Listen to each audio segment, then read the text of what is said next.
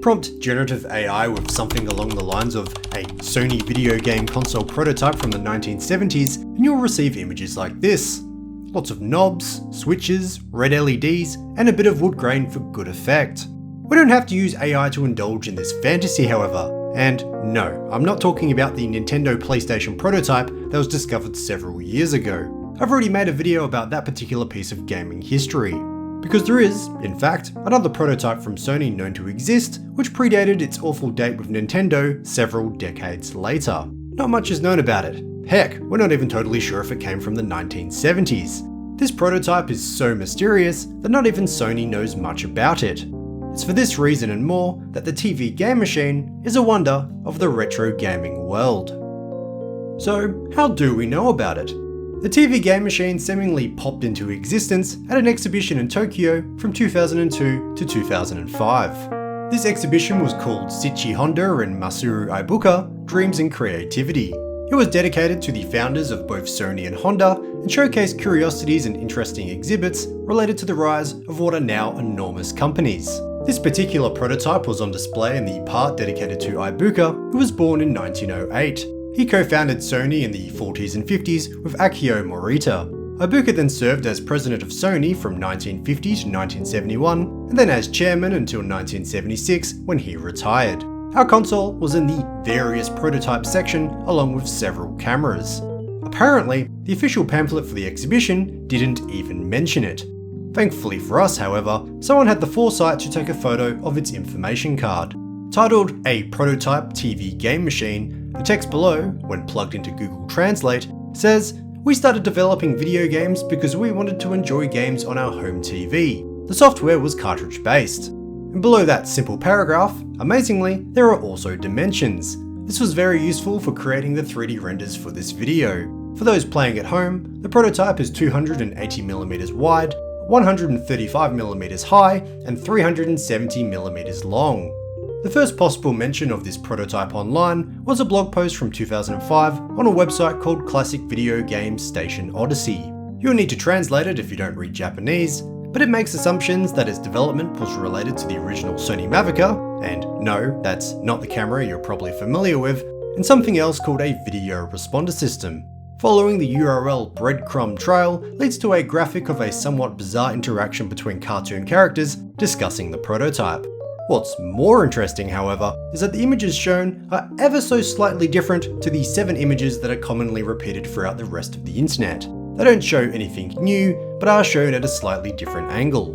It wasn't until December 2012 that Famitsu's Japanese-only blog briefly mentioned it in an article about 1970s gaming, which was followed up with fresh photos of the exhibition in another blog post a week later. The editor even contacted the Sony Public Relations Center for comment, hoping to learn more, and staggeringly, their response was that they also didn't know anything about it. It was no longer on display by 2012, so since Sony seemed as clueless as everyone else, the quest for information suddenly stopped and it hasn't appeared anywhere since. Information about the prototype appeared on the English-speaking internet in 2016 because of a Tumblr blog referencing those same Famitsu posts. Media outlets like Kotaku picked it up, and that's why we all know about it today.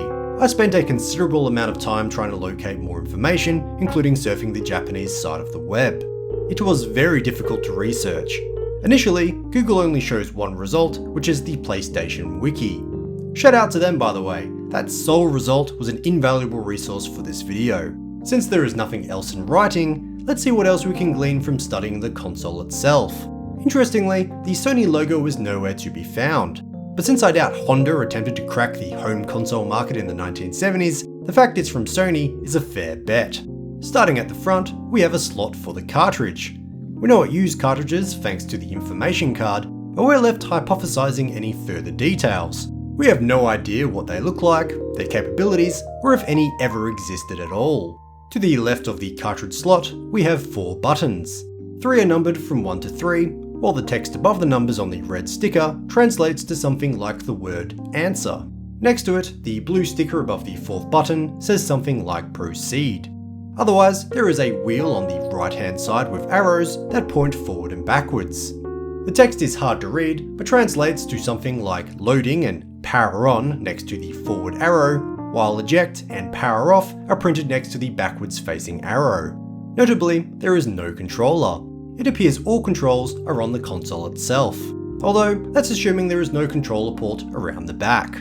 Otherwise, there's what we can assume is an indicator light and 2 switches on the front. These are not labelled, so it's again hearsay as to what they actually do. My guess is that one might be an RF channel toggle, as was common on consoles throughout that era. I first thought the other might be the on-off switch, but it seems the wheel does that if my translation of the text next to it is correct. So who knows? Maybe it's to adjust the difficulty, like on the Atari 2600. So, what's around the back? Well, we're not really sure. All we have is this low resolution image that also shows it in a shadow. There appears to be a row of connectors and not much else. My educated guess would be a power plug and coax for video and audio. The active theories about the console's operation are straightforward. Considering there are 3 buttons for options, followed by a proceed key, it's likely it was intended for trivia games or educational purposes. This would make sense, as Ibuka was known to have a vested interest in education, especially for the young. He authored a book in 1971 called Kindergarten is Too Late, which was based around taking advantage of a baby's learning phase from birth until the age of 3. He was also awarded as the Designated Person of Cultural Merits by the Japanese Ministry of Education in 1991. Regardless of the type of game it played, we can assume it would have been as basic as the rest of the games industry at the time. I doubt this would have been a groundbreaking device technically, we would probably know all about it if it were. Ultimately, we're left with more questions than answers. Namely, where is the prototype 20 years later if even Sony doesn't know? And if it still does exist, is it operational? Was it ever operational? I'm sure there is more on the Japanese side of the internet I couldn't crack, but for now, this concludes the story of Sony's game console prototype from the 1970s. Or 80s. Whatever. This video was suggested by viewer Daniel Sanchez US 5TC. If you have any ideas for future videos, please let me know. This was not something I had heard of until they commented, so thank you Daniel, I appreciate the comment. Otherwise, all sources for the research of this video can be found in the description. Thank you so much for watching, and I'll see you in the next video.